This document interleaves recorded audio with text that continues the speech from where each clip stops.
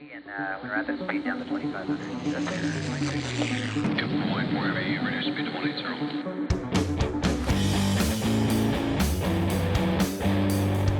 Blackbox. Hey gang, Kenny Porter here. Welcome to KP's Blackbox. Today I have a special guest in the studio who has helped me look more plastic, right? Younger. Younger. And I can't believe I let this lady do this to me. But we're going to talk about botox today. So my wife actually got me to go in and meet with her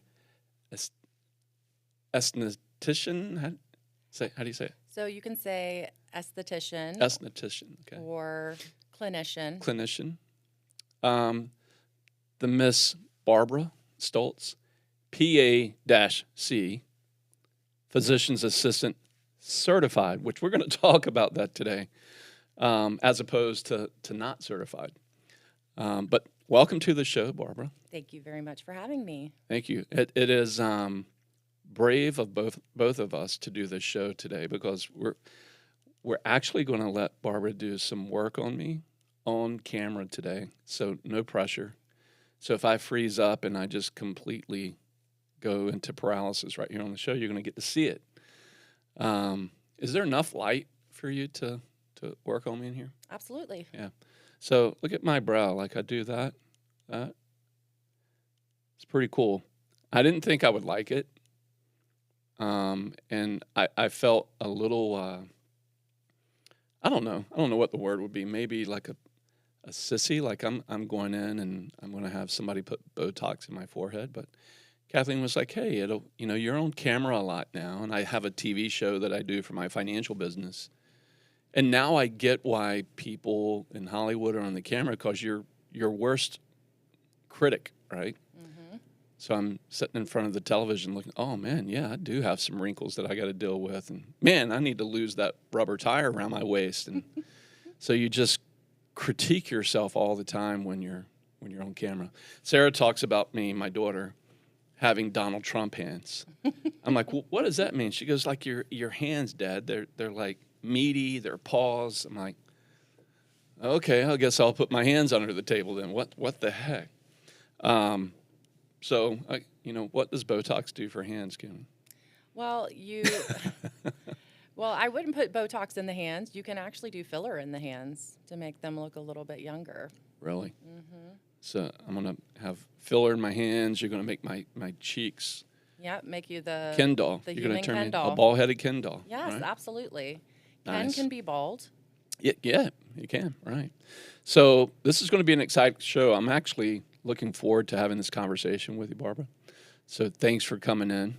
Now, Barbara is also a military wife.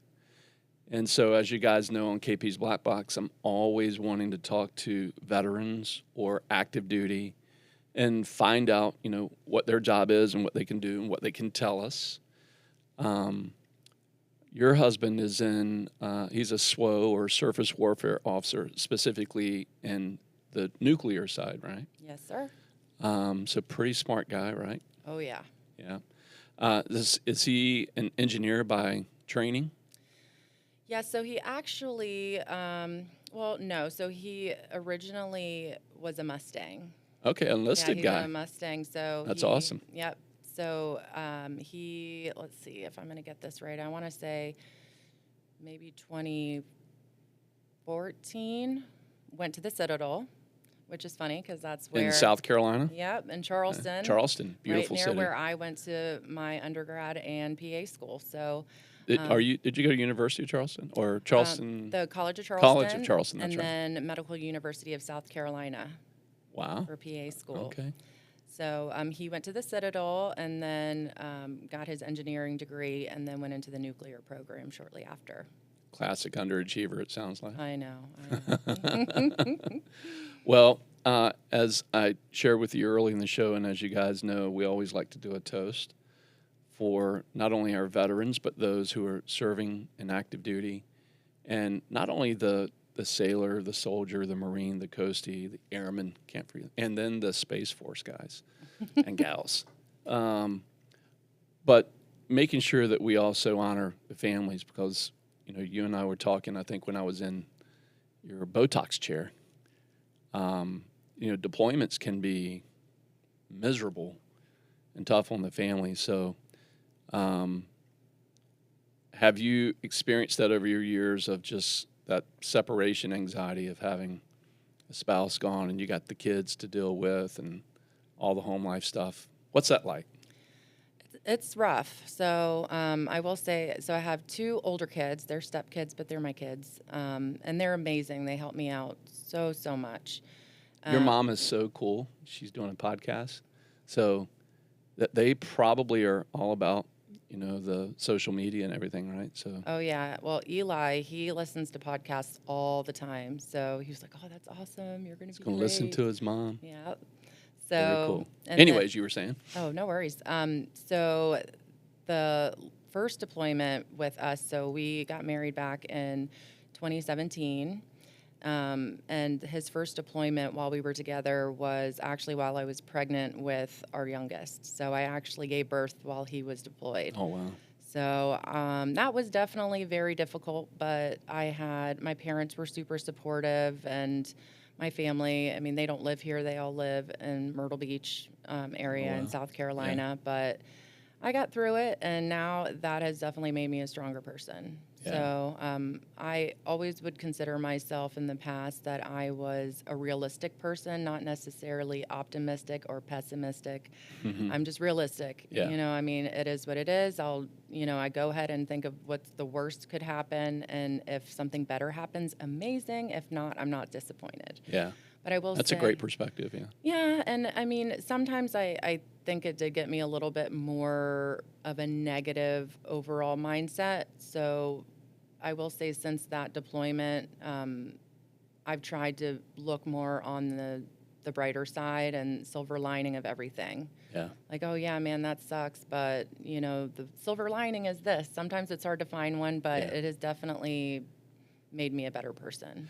Well, I think Jess, and thanks for sharing that, but I think for people who serve, and the reason I like interviewing veterans is because it shows the intestinal fortitude and mental resolve that people can have to do something as laborious as serving sometimes 20 years, 30 years for some folks.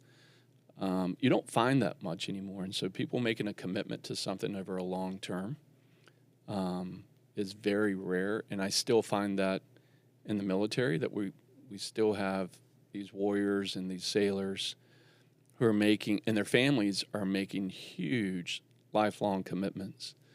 So me being a prior Marine, my son Isaiah, who just left the Army, he only did one contract, but his wife and children experienced him being gone for 9 months in Poland and Estonia, and 50 miles from the Russian border. So not knowing whether or not, man, this could go really bad really quickly, or it just is another long deployment. Either way, what I want to do, and I got to give a shout out to my son Noah, who's still serving. He's got 7 years to retire, which blows my mind.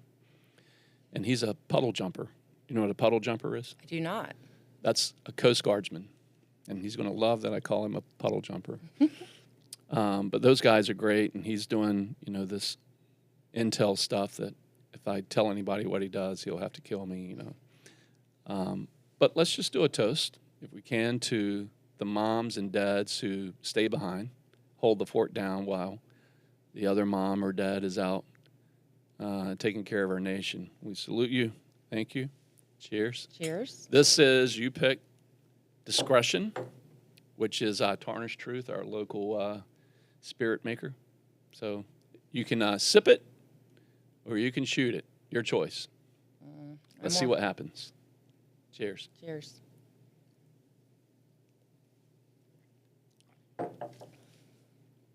Good. It's smooth.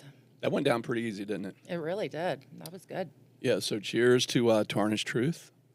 You can see, Barb, that's been Barb or Barbra. Is it okay? Whichever. Yep. You can call me Barb. You can call me Babs. This has been bad Barb. This has been a choice. Since our new studio, we've done, I think, 5 podcasts. Is it 5, Jake? 4? Somewhere around there. But that's been a popular shot, and we've got a lot of choices over there. I don't know if you can see that in a shot over my shoulder here, but we've got some good spirits back there. But that one, I have to say, Tarnished Truth did a great job with it. So It's really good. cheers to you guys. I'm going to try to get the owners on here and do a podcast with me and talk about making bourbon. Oh, that'd be awesome. Yeah, I need to get a little refresher and understanding of that, but another day. We're here to talk about you today. So let's start with Barb, going back to South Carolina. You told us a little bit about where you went to school and the difference between the program for PAs and, well, we did that off camera, so we'll need to chat about that. But take me back to Barb, high school to college. Where are you from? What did you inspired you to be a physician's assistant and now into the cosmetic side? Okay. So I actually was born in Maryland, but we moved to Myrtle Beach area when I was just, before I was a year old. So I grew up in Surfside, which now those of us that lived there often referred to Myrtle Beach as Dirty Myrtle or Dirtle. So I've heard that. Yep.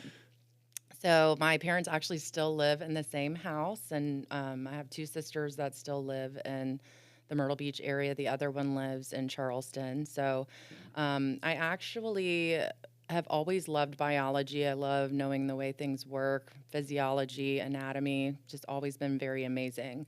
So I will say, I think College of Charleston Yep. is known for a really good biology program, right? Marine biology, I think? Yep, and actually their chemistry department is really good too. Okay. So that's one of the things that drew me there. Plus, I just, I didn't want to go too far away, but I wanted to be far enough away that my parents couldn't just drop in, because it's about yeah. 2 hours from where I grew up. And my dad actually was in the Merchant Marine, so Oh, wow. we used to go to Charleston all the time when he would come into port. So I just always loved Yeah. the area from what I It's a could beautiful remember. marina. I've been in there a few times. Oh yeah, I love it. It's just so much to do. Beautiful, so much history. I just loved Charleston. Well, there's the market, and it used to be called the slave market for obvious reasons. Yep. Now, politically correct, it's called the market, which is the restaurants and the shopping there's pretty cool. Oh yeah, amazing. Lovely.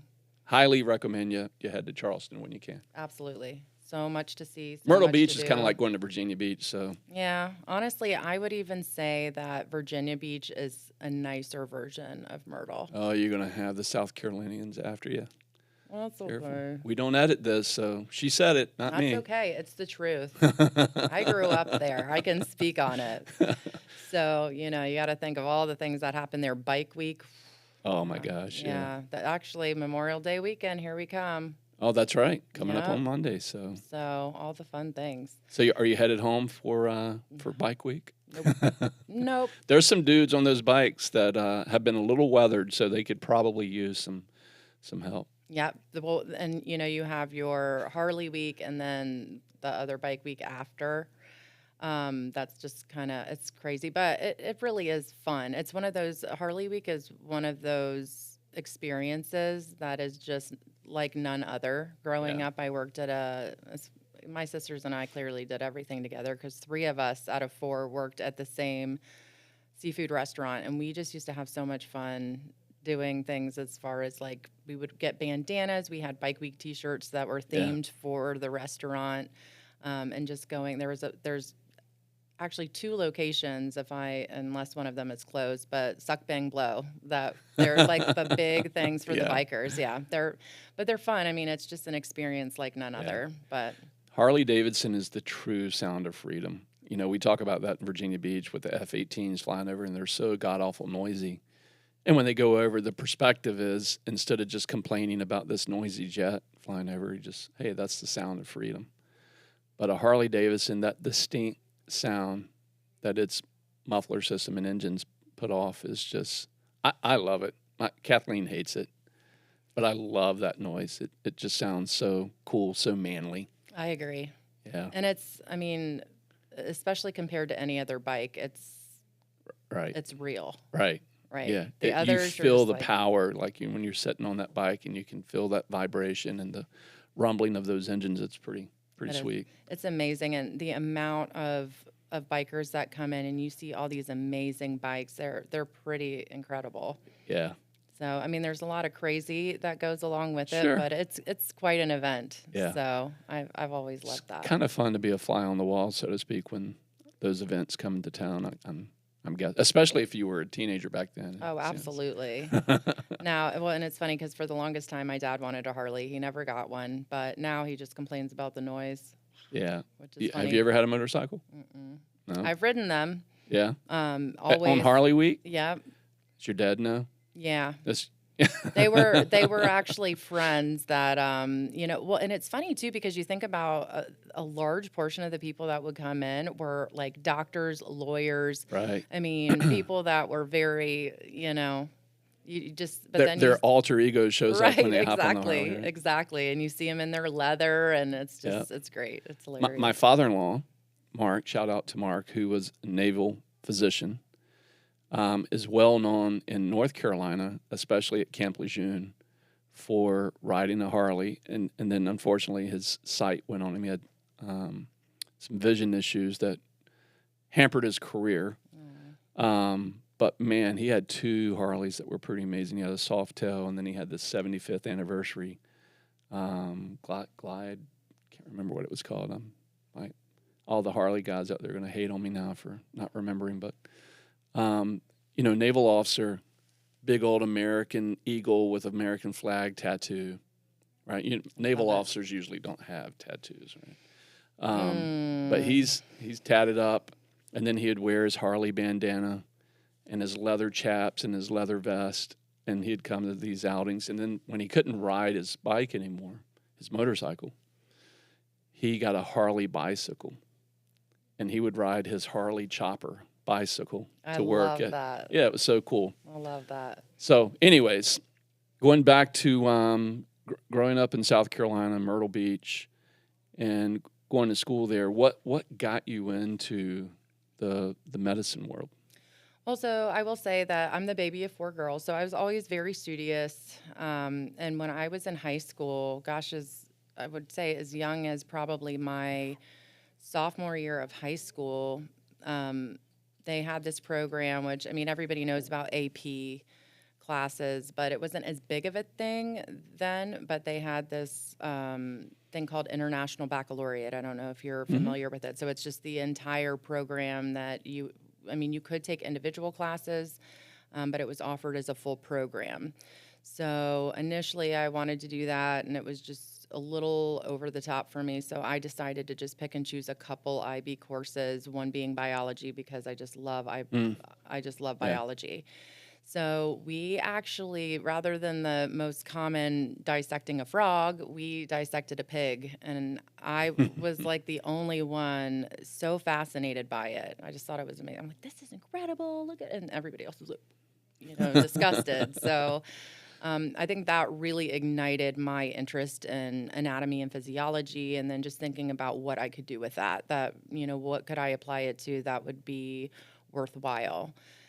So at that point, I would say sophomore, junior year, I just knew I wanted to do something in medicine. And of course, doctor, that's what I had envisioned. I'm going to be a doctor one day. And, I knew I wanted to go somewhere where I had some sort of adjunct school to go to. So I chose the College of Charleston because I already loved Charleston, and it's such a beautiful campus. And it is very, very pretty. And I absolutely loved it. I loved my undergrad experience, was amazing. I did a lot of different things. So I actually worked in a lab, 2 different labs. So my junior year of college, I worked with one of the smartest people I've ever met in my life. Her name's Elizabeth Meyer Bernstein. Shout out to Beth. She is incredible. What's up, Beth? So she was my general and comparative physiology teacher, also one of the hardest classes I've ever taken. And then I started working in a lab with her, doing all kinds of cool things. So I actually dissected mice. We did so we focused on circadian rhythms. So, gosh, it was really, really in depth. And we were looking, it's funny, after all these years. So I graduated college in 2007, and I can still say that we focused on this protein called phospholipase C beta 4. Which That's a mouthful. Right? Oh, my goodness. I would practice at home when I had to give presentations on all of this. I would just practice saying all the things before the acronyms so I didn't mess it up because it was a lot of words. But so it was an incredible experience. So we would run these gel proteins. We would actually monitor wheel running activity of mice. So we had this lab upstairs, and it was all basically we would set timers for different light sources so we could see how this, different proteins were metabolizing and changing depending on light source. So when it was, light source. Yeah. So if the lights were on versus when they were off, and we would have them set for like different time frames. Back to the circadian rhythm. Exactly. So all in an effort to see how these things were changing and in conjunction with the circadian rhythm. And there were other things too in the brain that we were looking at.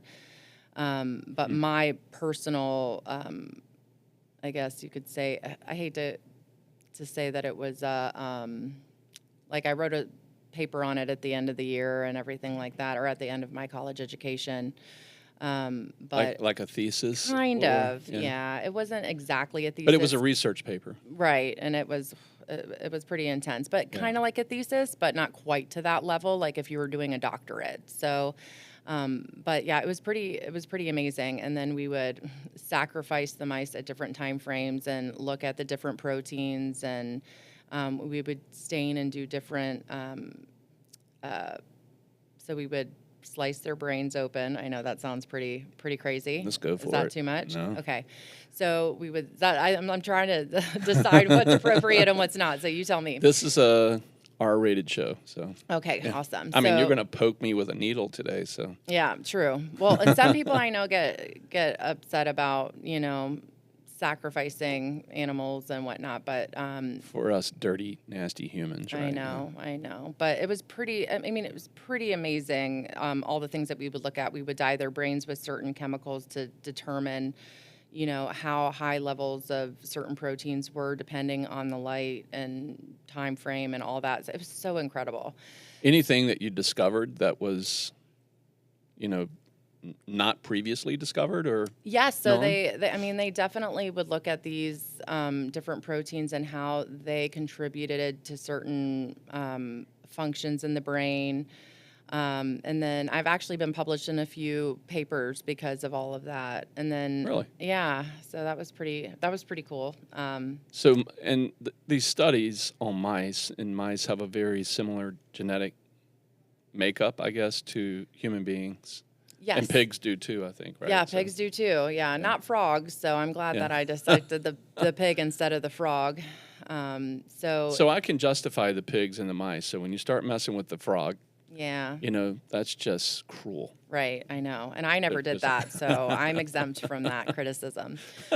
So, but it was a wonderful experience, all the different things that I learned and did there. And then actually after I graduated from college, I started working with another professor, Dr. Chris Corey, who was more focused in genetics. So this was when I decided, hey, I don't know if I want to go to PA school, or I don't know if I want to go to MD school. I may want to be a PA because there's a lot more flexibility. I want to have a family. One of the biggest things about medical school that gets me is that you can go and you can do your education in the first couple of years, take your boards, and then as you move forward, even if you want to be a surgeon, it might not work out. So you can't necessarily do the job you want to do going into it.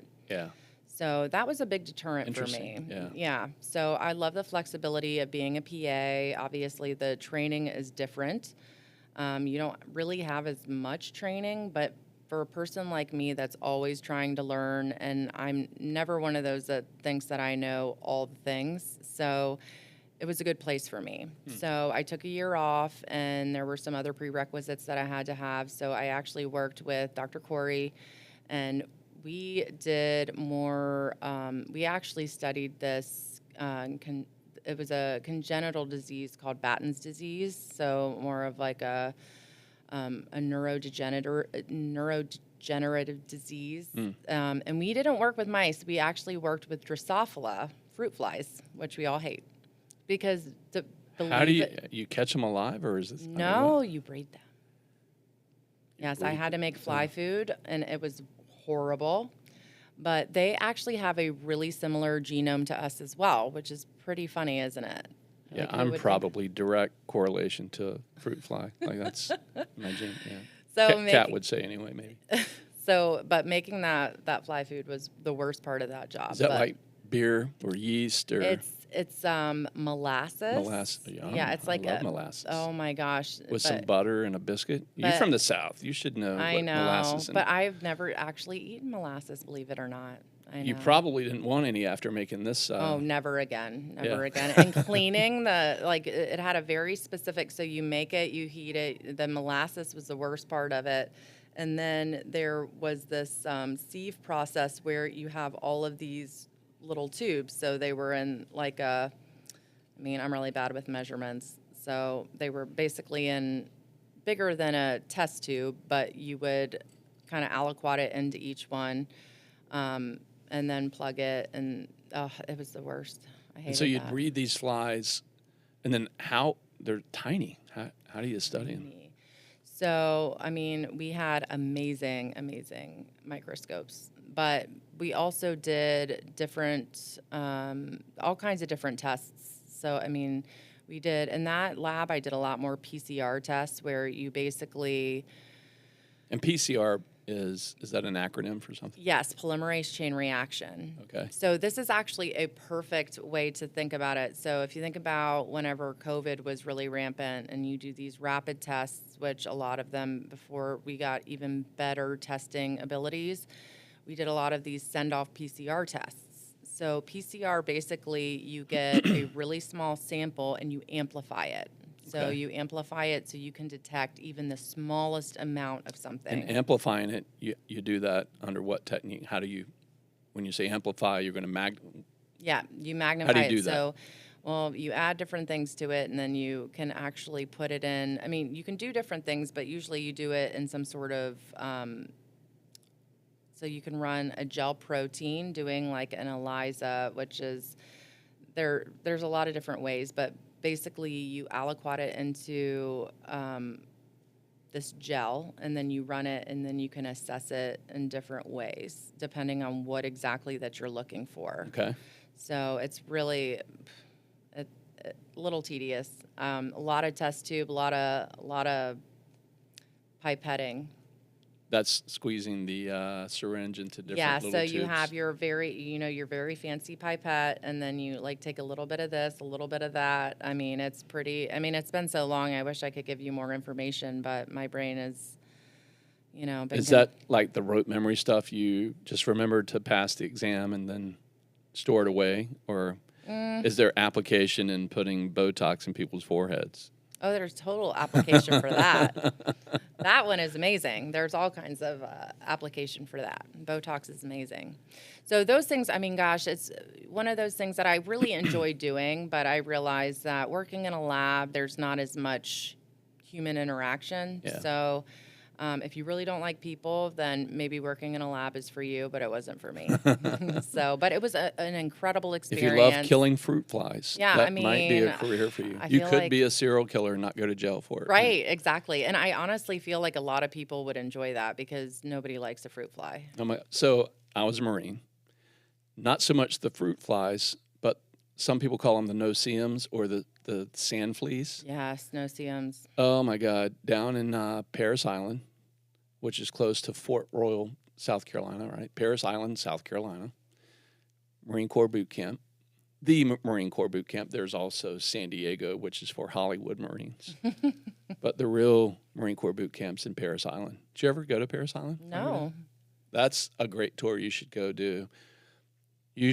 Every person should go to Marine Corps boot camp on a Friday and watch the Friday graduation. Every Friday there's a Marine graduation. And it's one of the coolest things. It was amazing to be a part of, but it's really cool to see. I mean, the precision, taking these young men and turning them into, warriors, and I don't say that lightly. They're young warriors. Pretty amazing experience, both as a Marine and then I've went back and saw my nephew graduate, which was really That's awesome. But every Marine on the East Coast who went Marine Corps boot camp, as you started talking about those fruit flies, I was like, oh my God. All I can remember back to is standing at attention and these little no-see-ums getting in my eyes, my ears, my nose. Your mouth. And you just got to keep your bearing. You can't move. If the drill instructor sees you move, then the whole platoon is punished because you moved. It makes me think of Major Payne. Oh, yeah. Jake, bring up Major Payne. That's the best. I love that movie. There's some parts in there that's pretty good. And then, my experience, Barb, with Marine Corps boot camp is really, I think, the best movie that ever depicts. And I'm sorry, you got me talking about the Marines. No, now. it's okay. But I love it. Major Payne's a funny movie. It's great. See if there's a quick clip you can show with Major Payne. It'd be really funny to see. That's a copyright strike waiting to happen. Is it? It really is, That's yeah. son of a biscuit. Joe Rogan can get away with it. Why can't we're just showing? I think of them as like whenever they're getting sprayed with their little head sticking out of the mud. Yeah. Like That is my pretty little funny stuff. cabbage And patch. then bring up one of my favorite all-time movies is Full Metal Jacket. Oh, I've never seen it. What? All right. Full Metal Jacket is a movie about the Marine Corps during Vietnam. And the guy who played, gosh, I always forget his name. The guy who played the senior drill instructor, you'll probably recognize his face. Arlie Emery. He was a Marine Corps drill instructor turned actor, and he played the drill instructor in Full Metal Jacket. But there's some amazing scenes in there that, like, there's one in the bottom right-hand corner where he's yelling at Private Pyle or one of the recruits. I can't remember who it was, Joker. But anyways, those flies, they are holy terror when you're in boot camp, and it's the best thing to really measure your resolve and your intestinal fortitude is to let some bug crawl in your eyes like a little African child. It's just eating away at you and sucking all your sweat out of your forehead and eyeballs, and they're stinging you. You cannot move. That's horrible. It is just gross. I don't know if I could. I don't know. I'm like, ugh, just itching just thinking as about soon it. as if the drill instructor would turn his head, you'd break your bearing, like, slap yourself, and then you pop back to Like, attention. I'm so But good. there was always a drill instructor behind you or behind the formation, and they'd catch you doing it, and then they would call into your discipline and your integrity into question. So it was miserable. But anyways, medical school, and these bugs. So we move on from the fruit flies to dissecting pigs to you make it through your undergrad, and then you go to your PA school. So in PA school, is this where you were doing all of those experiments, or was that during your undergrad? No, that was undergrad. Okay. And then I took that year off because I originally wanted to go to I wanted to go to medical school, and then I took the MCAT, and I was like, ooh, that was a blow. And when I was restudying for it, I decided, I think I want to look more into PA school, because I did have a colleague, really a friend at that point, that had gone to PA school and was actually in it, I believe, at the time, and told me about the flexibility and all of that as far as as well as being a mom. I knew I wanted to have kids one day, and it's not quite as long of a process as medical school. So I looked into it, and I needed a couple additional classes. So I took those while I was working in the other lab with the fruit flies. And then I was kind of ballsy. I only applied to MUSC because I really didn't want to go anywhere else. I was like, I don't want to go to another state. Like, I would really like to stay here. So I was super lucky to get in. So, and PA school is 27 months. So you do the first, let's see, 15 months is just all didactic education. It's all, education. You cannot do any sort of job or anything in addition because it is just hardcore, all the things. And it really. So classes would be, during PA school. How long were your classes each day? So it depended. We had different waves. When I was at MUSC, I know that they've changed things since. They did things a little differently. So you would have the first thing that we took was gross anatomy, my favorite thing, which again, not that that's surprising after talking to you about the pig, but it was head to toe, cadaver. Loved it. It was just amazing, amazing. So there was about 6 to 8 of us to cadaver, and we would go and do we'd have our lecture, and then we do I honestly want to say it was like a 3-hour cadaver lab because, you would go portion by portion and you would literally dissect whatever it was all the way down. So it was. Would they give you a brief? So when this person, this cadaver, you make them non-human, right?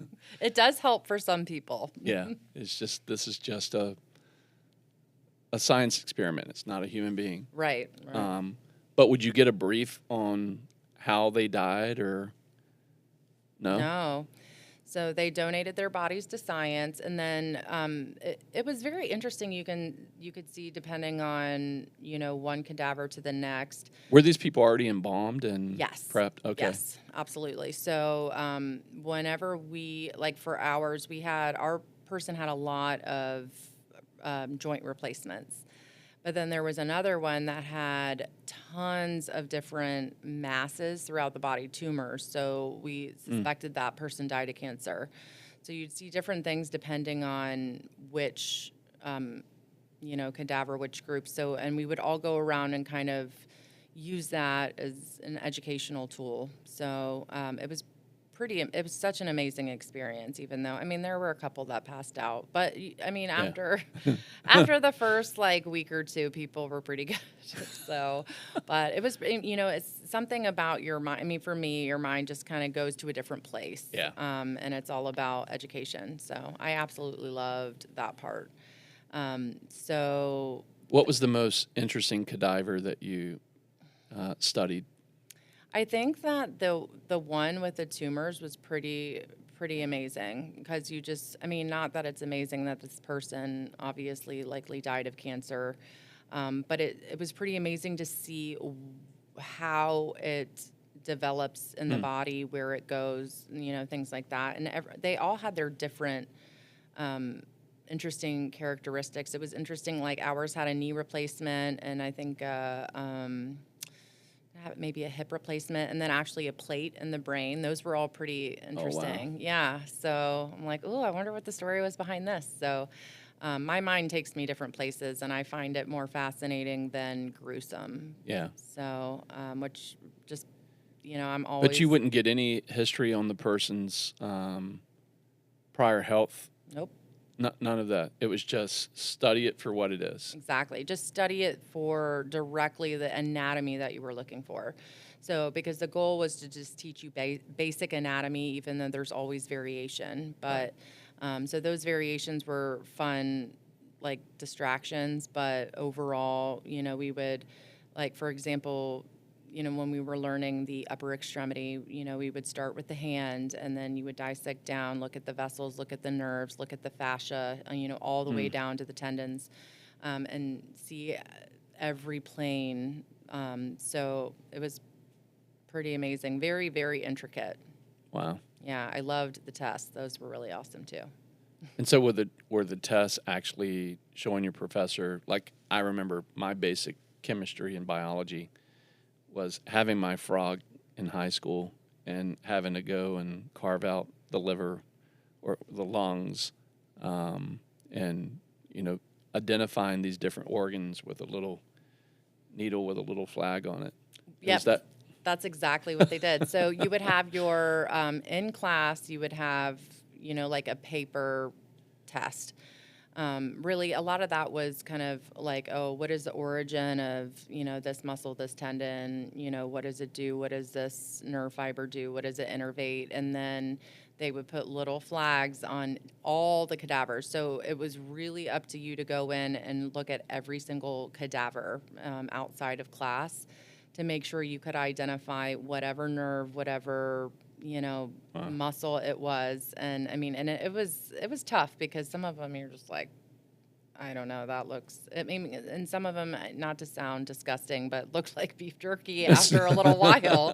I mean, you hit the air and it starts to harden, and a lot of those things just don't look anything like they did on the first day of dissection. Yeah. So you really had to prep for them.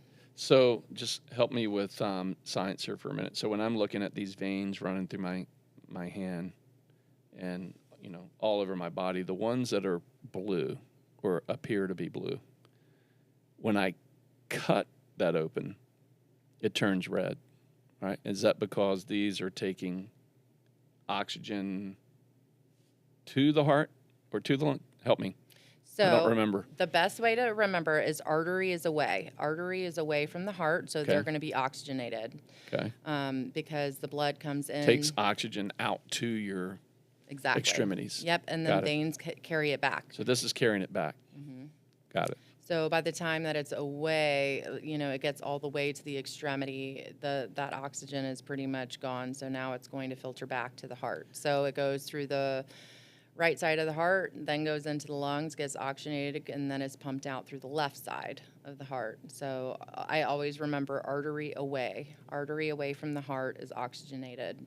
Makes sense now. Yep. I learned something today. Yep. Why are some people more vascular than others, or even down to, I don't know if you studied in this anatomy side, but the mesomorph, the endomorph, like some just have a greater layer of body fat than others, or are more vascular than others? What is it? Genetics really is what it comes down to? I will say that I don't know a ton specifically about that. I will say genetics is likely a big contributing factor.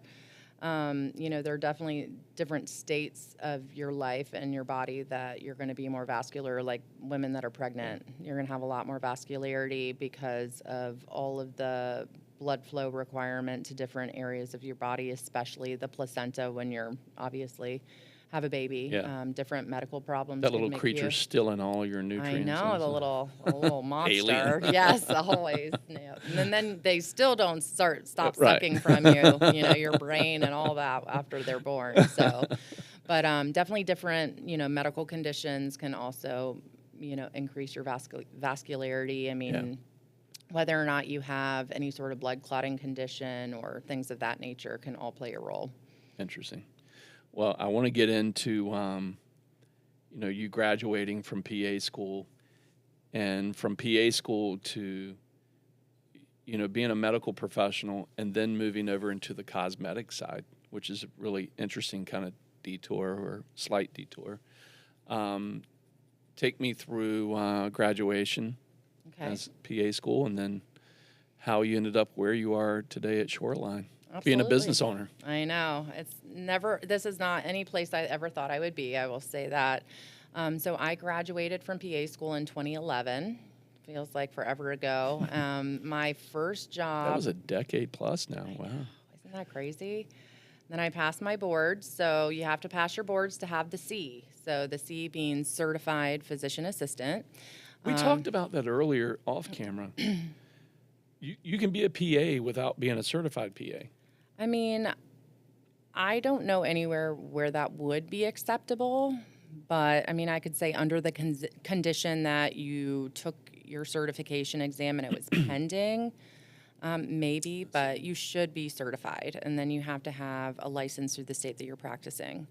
And what a PA can do is definitely mandated by the state. So, and usually you report to a medical officer. Is that how PA works? Yeah, so you have to have a supervising physician. In aesthetics, you have to have a medical director, which is pretty much the same kind of thing.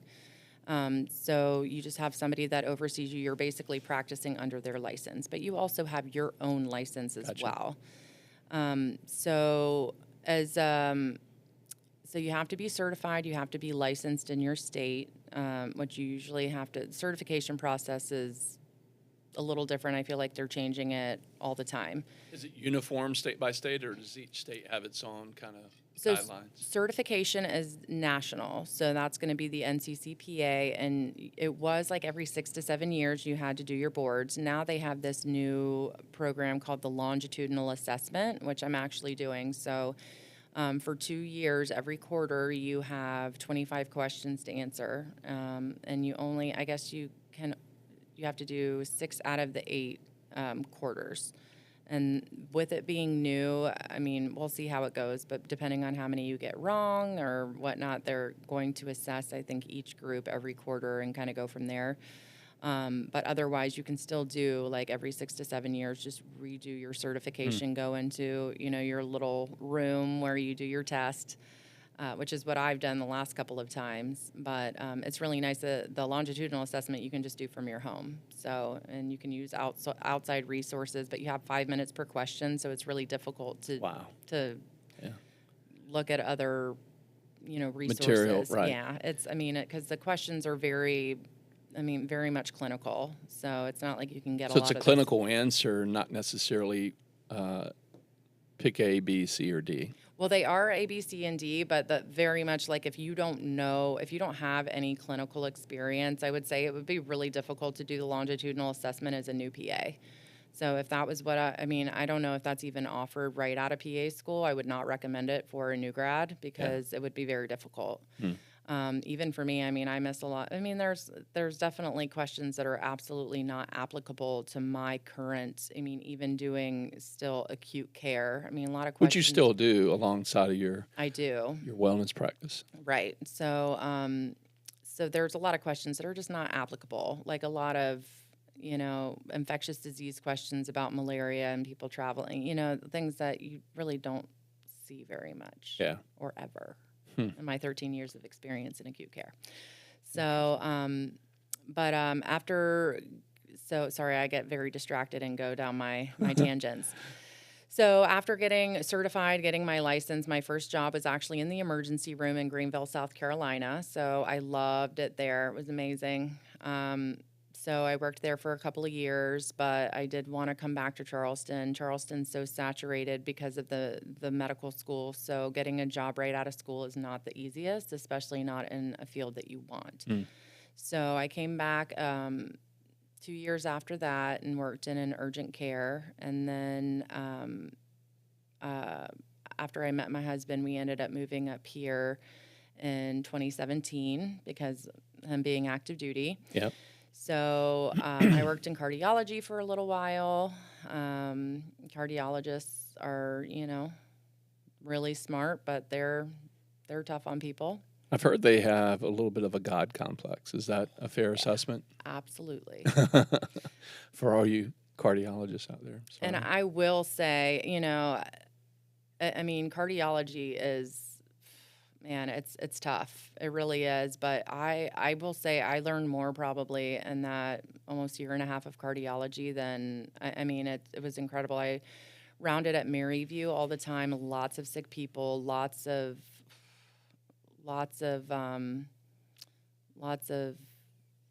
things to learn. Because nothing is black and white medicine, I'll tell you that. It's all a learning experience. So, definitely ups and downs in cardiology, but I take away a lot of knowledge from that job.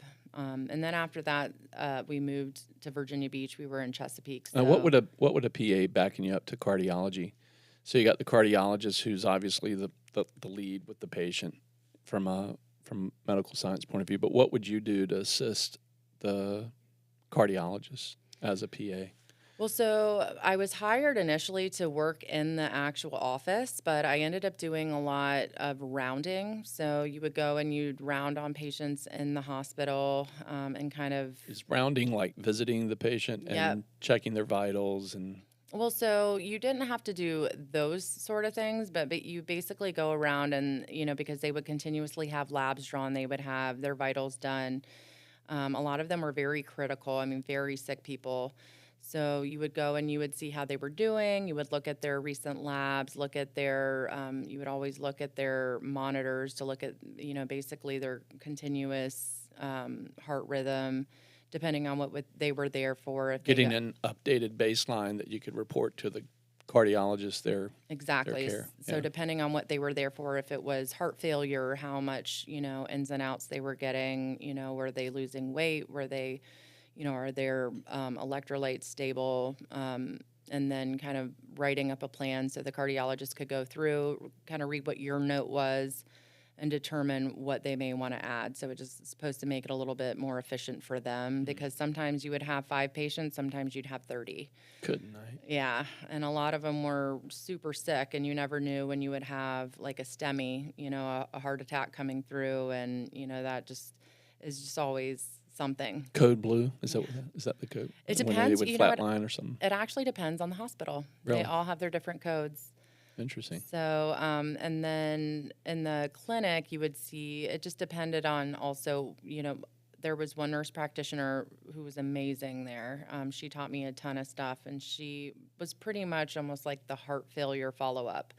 So people that are in volume overload from heart failure and just, following up on them, managing their medications. And it's really tough too because you have a lot of people who are older that don't have somebody at home that can really help, and the medications are very, very important. So if they're not taking them appropriately and then they come in and they're drowning in their own fluid, it's tough. So that was a rewarding yet tough job for sure. But I learned a ton, and I've used it even more. I feel like it's made me a much better acute care provider, even thinking about blood thinners and volume and things like that for my patients that I see now in my acute care job.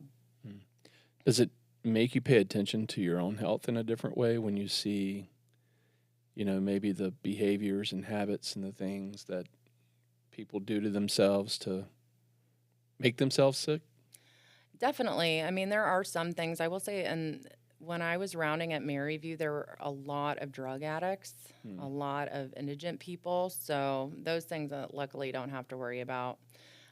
So a lot of like IV drug users, Yeah. you see people with endocarditis, and they would have other infections where they would actually have strokes because of infection that would stem off from their heart. So I mean, the things that it was crazy, but it definitely does make me pay attention to all the things. I preach a lot to my patients, so I need to live by it too. Yeah, don't we all? Yep. Like having shots at 9 a.m. in the morning. Or, Hey, morning keeps the blood thin eye-opener. there, so- Yeah. all right, so you get up here in 2017 to Virginia Beach. You're doing acute care, which you're still doing today. What was the path and what was the point where you went, I think I want to be an entrepreneur. I want to be more entrepreneurial and start something on my own, start your own business. Tell me about that. Well, so I will say that as a provider, I've always been one that I am all about my patients. I'm never going to rush a person out or, it's not to me about the money. I like building clinician-patient relationships. It's really important to me to have the time. And I will say that ever since COVID, there's been such a strain. I mean, not to say that the healthcare industry has always been that great, but especially since then, it has just continued to depreciate. There is such a strain on family doctors, on specialists. I am seeing patients over and over that should never be coming to us for family medicine. They're coming in horrible health, and I don't have the means to take care of them. And it's really heartbreaking, after all these years in healthcare, I just don't feel like I can do what I once could for these people, that they're coming in shambles. And I'm like, oh, okay, well, here you are with a really serious medical condition, and the only thing I can do is either refer you to a specialist that's going to take you 6 months to get into or send you to the ER. And that's just a horrible place to be in. So As that has continued to be more and more of a weight on me as a provider, because I go home and I take it home and I worry about people. Yeah. So I'm like, what can I do that's really going to make, some sort of impact? I can, meet people, I can have relationships, I can make people feel good about themselves, help them in some way, and still do what I like to do. And I love medicine, I love procedures, I love educating. And I have thought over the years about dermatology. That was something I wanted to get into, but before COVID, you could not get in, it's like, oh, you have to have 2 years of experience or blah, blah, blah. I mean, it was just not easy to transition as a PA into that field. So I just learned more and more about aesthetics. I can't even tell you specifically when it was that I was like, gosh, I think this would be a good thing to go into. But, just the injections, I'm huge into anatomy and physiology, as I had already, told you. That was one of the big things that sparked my interest in medicine. And symmetry, I love symmetry. Even though there's no such thing as full facial symmetry, but I sure will try for every patient. So I just slowly looked into it more and more, and I'm like, gosh, this could be cool. And, so I did a training, and I really liked it. And, I continued to do like online education, and then I finally did this training in Texas, which was very one-on-one, injecting, and I just absolutely loved it. I went and spent a couple days out there, and I did all these different injections, and I just was like, this is it.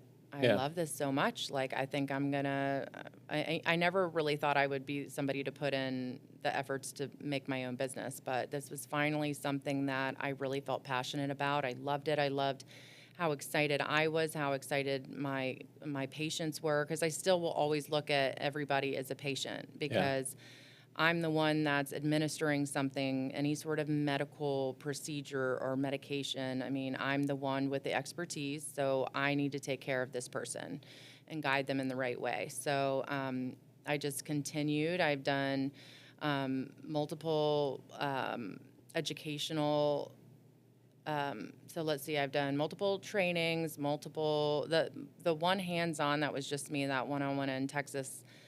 Since that, I've also done a cadaver course. So You back to those cadavers again. oh, Listen. hey, but if I'm going to be injecting something into someone's face, I think that they deserve to have somebody that knows where it's going. I mean, everybody's anatomy is different. There's always going to be variation.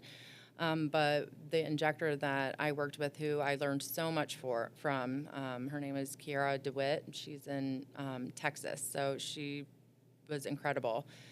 And I was like, well, so how do you really become a certified, injector? And she was like, well, you can there's all kinds of certificate programs and things like that, but to truly be a master injector, you need to attend cadaver courses.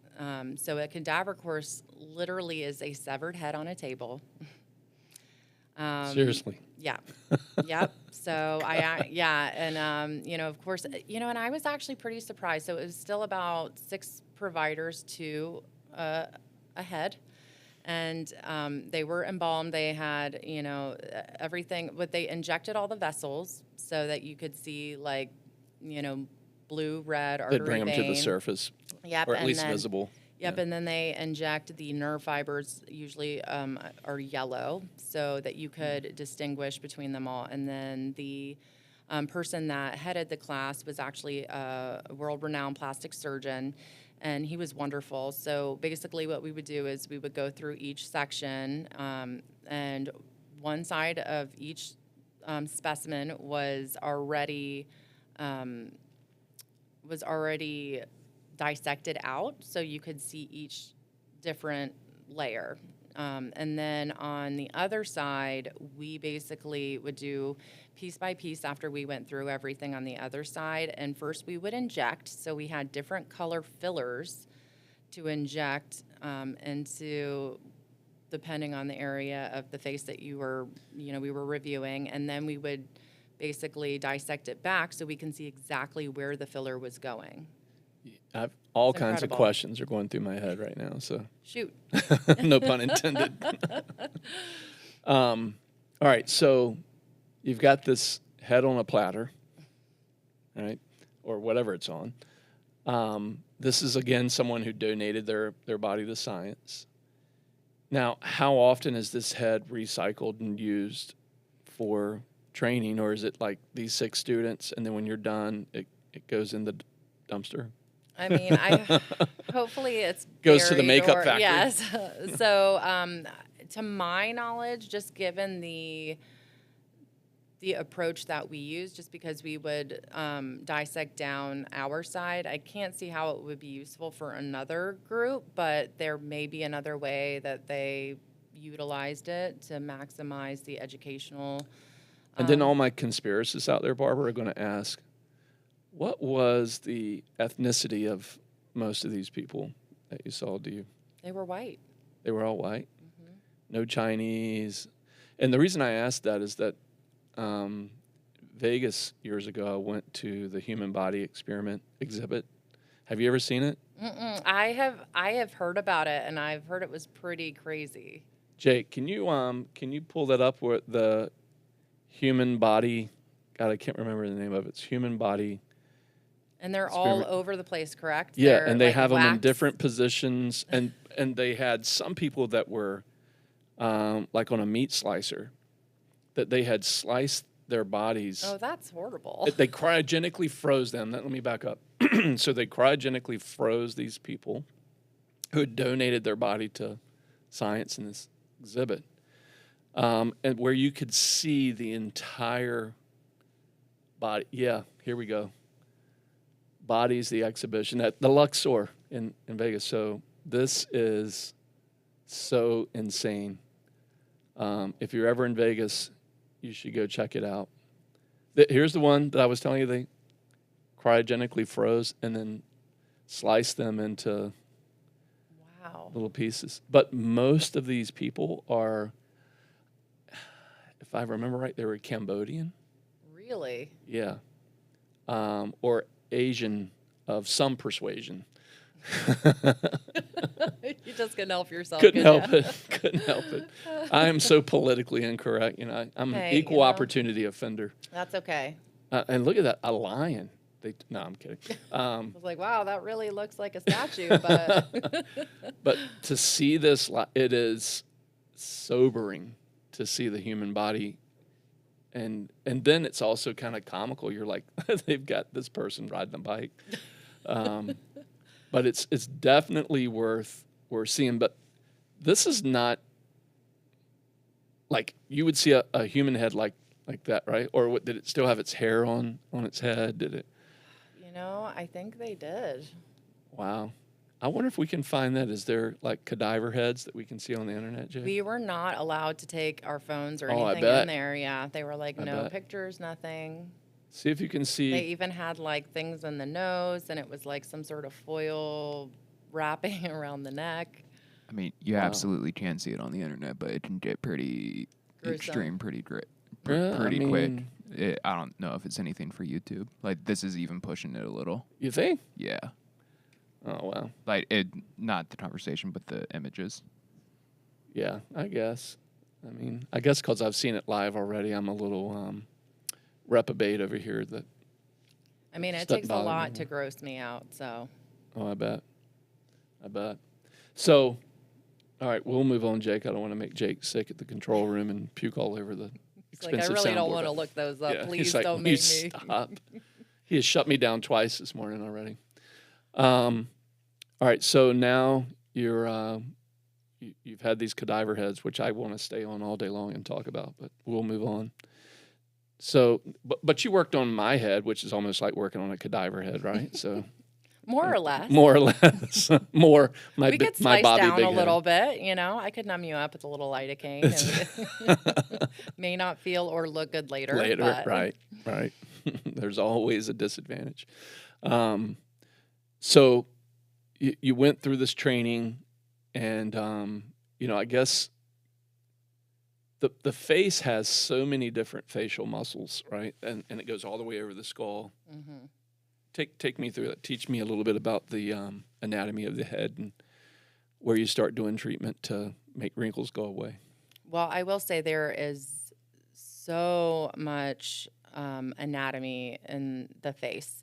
So there's lots of muscles, lots of nerves, lots of vasculature. So when I say vasculature, I just mean that in combination anatomy arteries and veins. Right. So you can cut your head and it just look like you're just going to bleed out, but it's just a lot of capillaries, a lot of veins, like on the surface, right? That just when you cut your head, it looks like, oh my God, this person is just bleeding profusely, and it's really pretty superficial in many Well, it occasions. depends. So usually if you cut yourself, whether or not it's in your finger or somewhere in the face, if you see a pulsatile bleed, that means you have hit an artery. So sometimes it will clamp down, and depending on the location or the severity, you may need to have it assessed and closed. So, but if it's just a very slow bleed, it's not, you may have a lot of profuse bleeding in the beginning, depending on where it is. So the mouth, the nose, even the fingertips, there's so much blood flow that you tend to bleed a lot more there. So especially the mouth. And the forehead, you do have a lot of very superficial vessels. So that is, I will say, in my experience with Botox injections, they're very superficial there, but that is the area where you tend to hit a blood vessel and you get a bruise. So it's just a little bit of bleeding most of the time, but you can get a little hematoma and just it will bruise pretty much immediately. Also around the eyes. So when you're doing Botox, so Botox is the original, so what I like to call the OG of neurotoxins. So neurotoxin sounds kind of scary, but there are multiple different ones. Botox was the initial, and it's probably one of the most studied drugs in the world. Was it originally designed and used for cosmetic use, or was there other medical science? There are actually a lot of other applications. So there's Botox cosmetic and there's Botox medical. So there's Botox is actually used in multiple different areas outside of cosmetic. So you can inject babies with way higher amounts than you ever would the face to help with spastic muscles and things like that. There actually are a lot of med spas that will even use it in the genitalia. So you can do it for... We're not going there. No. Yeah, okay, no, good. we're never going there. No. But, hey, if it works, amazing. But you can do some filler down there, right? You probably could, but I wouldn't do that either. I would say, I like just sticking up here. I've done enough pelvic exams and rectal exams in my career. I would really just love to focus on the face. Yeah, okay. Eye level. All right, so with this little guy or little lady with genitalia, Botox there, why? You can Botox. Well, so some people will have overspastic muscles. You think about like overactive bladder or you can have different musculature down there that can be overactive. So by giving a neurotoxin, it basically prevents that muscle from spasming, overacting. So it's an option depending on, there are definitely contraindications, things that would make somebody not qualify for that, and really delving in to find what the cause is for certain things too. You obviously want to make sure that I don't know as much about that, but when it comes to if you have an eye twitch, you can tox it. That's amazing. So basically, overstimulation of a muscle. So I have to say that was for me when Kat said, "Hey, I'm going and I'm having this cosmetic procedure done. You should check it out." And it did. Kathleen's beautiful, right? And my wife, she's lovely. She just turned beautiful. Older on the 22nd. She just turned older. Oh, on the 22nd. Oh, I missed her birthday. You did. And she was actually really upset about that. Was she? My nephews actually turned 9 on the 22nd. Really? Yeah. Well, happy birthday to them. Well, and happy birthday to Kat. Yep. She's actually, I think she'll be here. She's gonna be so mad I think at I me. heard grandkids running around out there a little while ago. So, all right. So this treatment and this botox that you're putting into people's heads to smooth out wrinkles and make it so appealing the way I say it, right? You sure do. I just really want to. Everybody's going to be booking an appointment with me. Like most Cro-Magnon men, I was like, oh, you're going to poison me. What? You're going to put my muscles to sleep in my forehead. What are the downsides to, what are the disadvantages? We'll start there just so everybody can know full disclosure. What can go wrong? Well, so if you don't know the anatomy, or even if you do know the anatomy and you have a variant, which is always possible, I will say it's not as common, but it is possible. If you inject an area, you may cause a droop. So I will say I'm one of the providers that, as a PA, in my background, when it comes to medicine, you always start low and go slow. Because if you overtreat an area, you can't fix it with Botox. I mean, and that's what I do with all medicines. So that's always been... start low, go slow. Yeah, start low and go slow. You can up-titrate any medication, including Botox, but if you overtreat an area and lead to a sag, which is going to be more so in the eye area, as well as the mouth. So if you do too much and cause a sag, or what we would call a ptosis of the eye, which is when your eye's doing that, I can't fix that. You have to wait for it to wear off. I mean, there's little remedies that you may potentially try, but most of the time... Some Scotch tape. Yeah, tape exactly. Yeah, you can do that, Little makeup over the Scotch tape. Perfect, and we'll just do it to the other side. They just want you to look symmetrical. So that, I would say, is a big thing. You have to be careful with that. If you're doing a lot of people will get what we call DAO treatment. So this depressor muscle, which can cause that resting bitch face, you can actually inject to lift up. So you alleviate some of the pull, and then it'll lift up those corners of the mouth. But if you don't do it, I actually measure my patients because I really am that anal retentive, because I don't want to cause a droop. Because if you overdo it, then you can cause a one-sided droop. And they start drooling out. Exactly, and then they love you, and they're definitely coming back. Right. So, so you just have to be careful. There's different areas. If you don't inject, or you don't know your anatomy, or you overdo it, you just have to be really careful. Are there estheticians? Am I saying it right? Estheticians. Estheticians. God, how you could just say injectors. Injectors. Are there folks out there who aren't qualified and they're licensed to do it?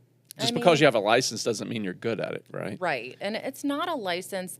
Even for me, I don't even know that there's not necessarily a specific route you have to go through. As a provider already, I'm already licensed, and I'm going to do my due diligence to make sure that I have done enough courses to feel confident. But, there are definitely some that don't have to go through. I mean, you really don't have to go through any crazy rigorous training to start injecting. So there are some that, But you bring an extra bonus to the table, having certifications in medicine and anatomy that some injectors don't come with that experience or that education. I would agree. And, especially working in medicine's not easy. You have a lot of people coming in, and they know what they want. I started coughing 2 days ago, and I just need my Z-Pak, and I'm going to be better. Well, no, sorry, that's not the way it works. So it does take just the same in aesthetics. People want, like, oh, well, I want this, that, and the other. Well, that's not necessarily appropriate for your facial structure or whatever. You have to be careful about how you inject and address people too. So do you feel like, it sounds like to me what you're saying is that you bring a Hippocratic oath almost to injecting and wellness as you would to your medical patient? 100%. So, and that Hippocratic oath is really, for those of you who don't know my science here that I'm about to espouse, is to do no harm or no additional harm, right? Don't hurt your patient more than they're already hurt. Absolutely. And so, in some ways, I'm sure there's going to be some naysayers out there to say, well, Kenny, you're putting Botox in your forehead. That's doing more harm because you've damaged the muscle. But damage is a strong word. The muscle's just been put to sleep for a period of time. Exactly. I don't want to ridicule or put down the business, because I've obviously benefited from what it's done, because I had some pretty serious wrinkles going on. Yeah, and I've been watching since we've been doing. I mean, I haven't seen any up there. Yeah. I don't see any movement, and My you're face not can't. sagging. My face is frozen. Yeah. But no, I mean, it doesn't feel weird. The first day, I had a little bit. It felt like heaviness in my forehead. But there was really nothing where I was like, "Is this really even work?" And it took probably 2 weeks. So, what is it? Slow and Start slow and start low and go slow. Start low and go slow. I think you really lived up to that with me, because it wasn't like an overnight success. And so I was like, "Babe, is this really working?" And then as time progressed, I was like, "Oh, okay, yeah, this really does have a good side effect." And I don't want to embarrass you, but has there been any hiccups where you've been like, "Oops, that was a little much, and that person had a little sag, so I got to give them a little freebie"? No, I haven't had any sags. So I will have, I will say that so for example, one of the big things that, the clientele that I go for, I will treat anybody and I love all the people, but one of the big things going into aesthetics is that I want to help people feel good about themselves again. So, Yeah. I kind of reach out to the middle-aged and older groups because, with time, things change. You get these wrinkles and you're like, oh my gosh, where is the 30-year-old me or lower that, Yeah. and it really wears on you. Just like we were talking about, you start looking in the mirror, looking at recordings, and we are our worst critics. Yeah. So we deserve to feel good about ourselves. Yeah, sure. So whether or not it's softening those lines or, adding some volume that we've lost, especially with women, as we start going through perimenopause and menopause, you lose a lot of structure and fat, a lot of bone loss. So you're really just trying to restructure and add volume to the face to make it look like it used to. And, Right. We may not always be able to get back to where we were, but we can feel good about ourselves again. And that's what... It's a great point. Yeah, and that's what my goal is. So when I have patients come in, I myself, as you can see, I have very hooded eyelids. So you have to be careful with tox when it comes to that. Doesn't mean you can't get it, but the big areas of the face, so when somebody says, I want to come in and get a full face of tox, that means your forehead, so your frontalis muscle up here. So that's what lifts. Okay. So if you freeze that muscle alone, you're not lifting anymore. You're going to have a droop. So we also recommend your glabella, which is normally that's the first place that goes that thing right frozen. there. So you still have a little bit of that, which I anticipated. You had great results. I already had anticipated that you would probably still have some movement because men tend to need more Botox than women because their muscles are stronger. Yeah. Bigger, Strong faster. like bull. Yeah. So, But we die faster. well, for other reasons, So for Our me, wives worry us to death. that's the first place that goes with me is my glabella. So that's what's going to create what people call the 11s right here. So by immobilizing these muscles as well as the muscles of the crow's feet, so they go all the way around, but it's going to give you the appropriate balance so that you don't have a droop. Or a crazy lift. But some people have one side that's also more dominant than the other. So I usually, for every client, still being a new business, a lot of my clients now, which, I don't like to call them clients, patients, they come in and, I've never seen them before. I usually will ask, have you ever had Botox? And, some have, some haven't. What was your results? And, there are other types of toxin too. So what have you had? What were your results? Did you have any bad side effects that, made you not want to go back there? Because my goal is to make you happy. And especially with a new patient, I want to make sure I like to have you back in 2 weeks so that we can see how it all looks.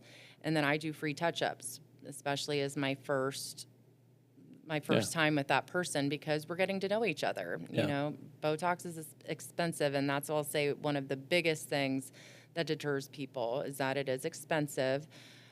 So I want you to get the desired result. And if it's because you were underdosed one place versus the other, I'd rather underdose you and bring you back and let me fix it versus overdose you, and then you have that lid droop. Yeah. So I try to make it as even as possible. But when it comes to every individual is different. So coming in, getting a consult, talking about, hey, what is it that bothers you? You know, some people may not need nearly as many units for one area versus the other. I have a good friend who's Asian, and she barely needed any in her crow's feet, but, you know, had a ton of movement in her forehead. But if I don't do a little bit in the crow's feet, then she's going to have a droop. So It's pretty wild when you say, you know, what, like when you interviewed me, like what bothers you? I was like, nothing. I've accepted the fact that this is my chrome dome, and, you know, I'm comfortable in my own skin. But when I was just like, okay, I'll do this for Kathleen, because she's like, hey, honey, go try it, you know, give it a shot. I'm like, okay, fine. So I did it, but now I'm like, oh, that actually works, and it looks better. So why wouldn't you do it if it's improving? And what I didn't even think I was concerned about, now I'm like, oh, I'm happy with the after effects. So, you know, I asked you this off camera earlier, but men to women, like the ratio right now in your current practice, how many women come to see you versus how many men? What's the the majority. I barely have any. like 10 to men. 1? Yeah, or 20 to 1. 20 to wow. So Yeah. I'm one of the elite, huh? You are. Absolutely. Well, hopefully we'll help change that today. And are we going to do some on camera here in a little while? Absolutely. You cool doing that? 100%. Jake, in a little bit, we're going to take a little pause, and I'm going to have you come out and grab one of the cameras, and you're going to hit my 11s, you called it? Yep. I think that you could use a little bit more there. How about smile and squint to the side for me?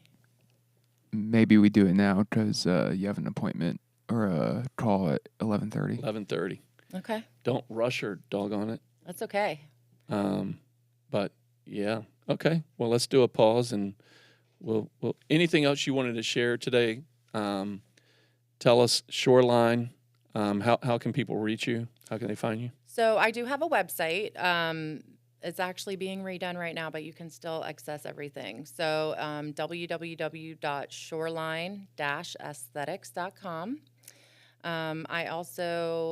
I still give out my personal number. Maybe one day I'll change that. But Don't do that on air. We won't do that. Just you have an email? I do. So it's also Barbra at shoreline-aesthetics.com. And Barbra is Barbra, like Barbra Streisand. Bar and bra. Yeah, exactly. Like bar that you drink at, bra that you wear. Yeah. And my contact information is on my website too. So, and you can book Awesome. a free consult from there.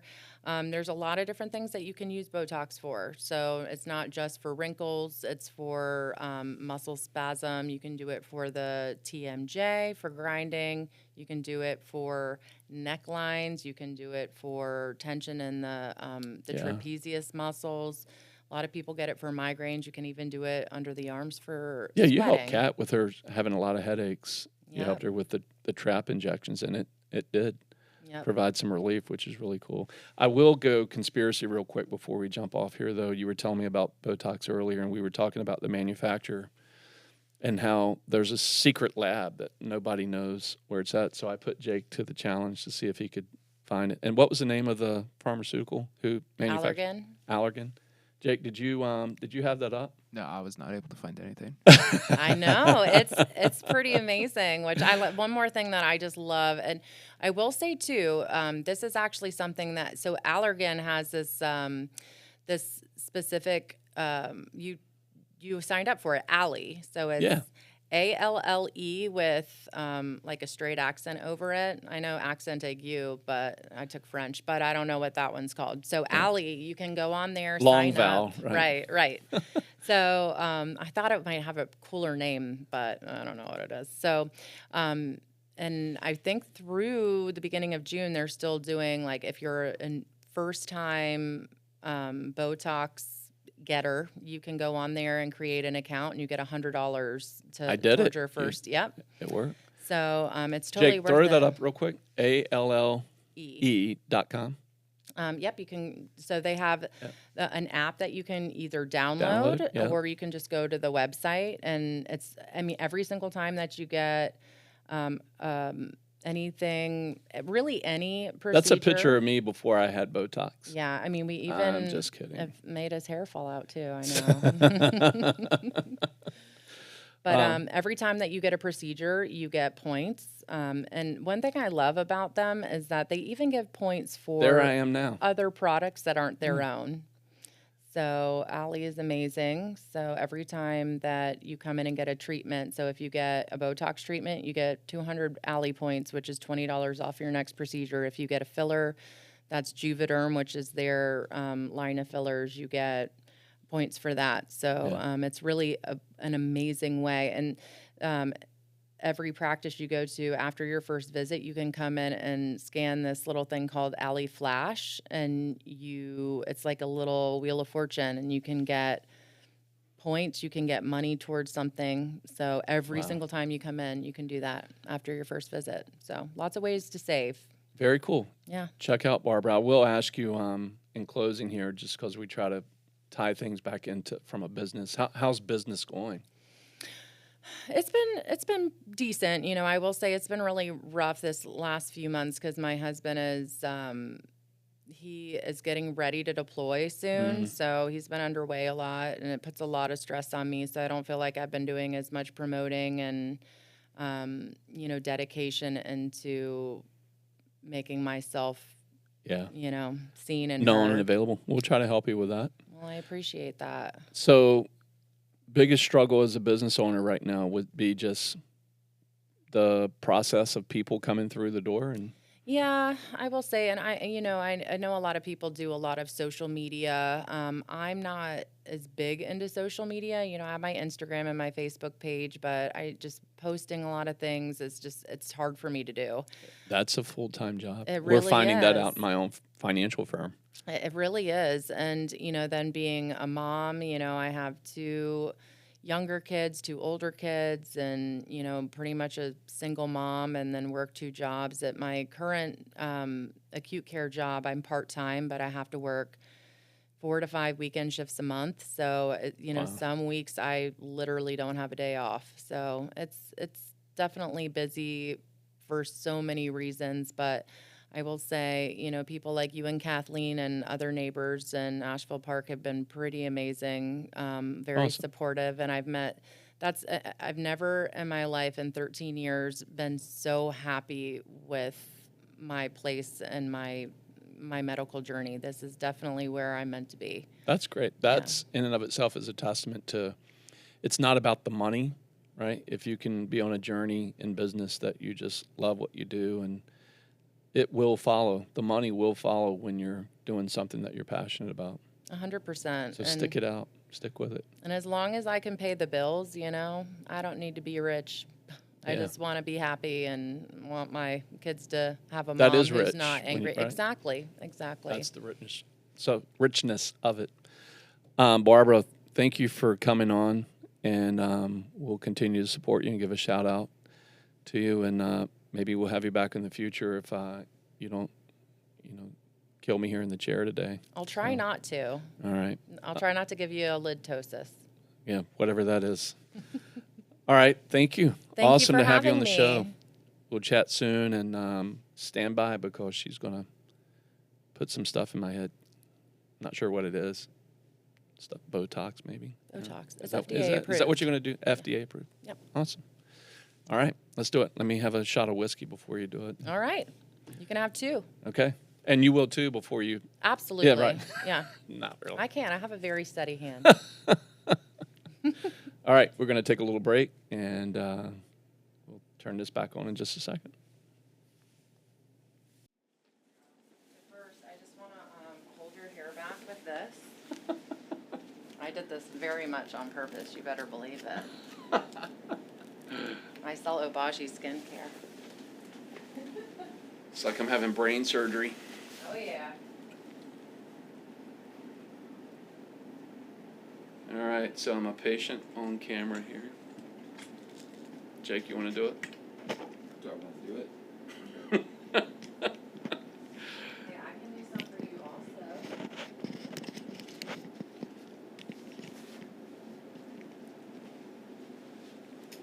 Jake wants the droopy look. So, Yeah, little liptosis. Yeah. I need you to launch the meeting. You're the host.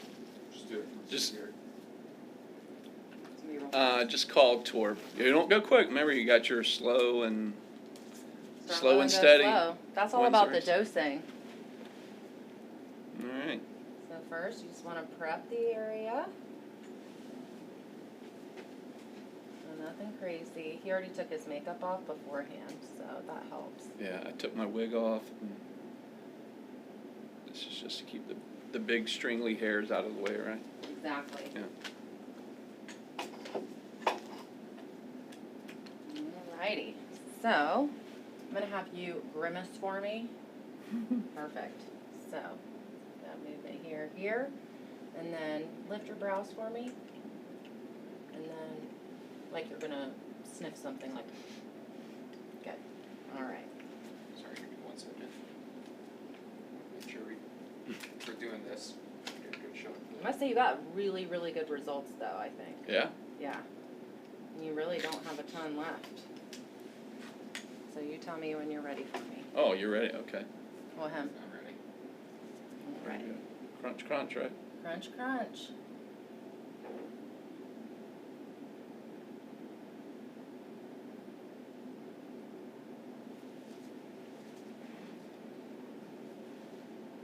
So we always want to protect things from migrating downward into the eye area. So we support the orbit. A lot of times, since we've already done yours, we inject here and here for what we call the corrugator body and tail. But you don't have a lot of movement over here from our last session, so I'm just going to do one injection per side. But a lot of times there's one here, one here. FDA approved dosing for this area with Botox is actually 20 units. So 4, 4, 4, 4, 4. Men tend to need a lot more just because of those strong muscles. But I will say, Kenny, you did really, really well with the 64 units that we did last time. I feel like you got a lot Maybe I of, had weak muscles. yeah, I was a weakling. little weak sauce. So we'll see how we do with just that little bit more. And that's all. We're done? And then Hey, folks, that's how easy it is. Yep, doesn't take a lot.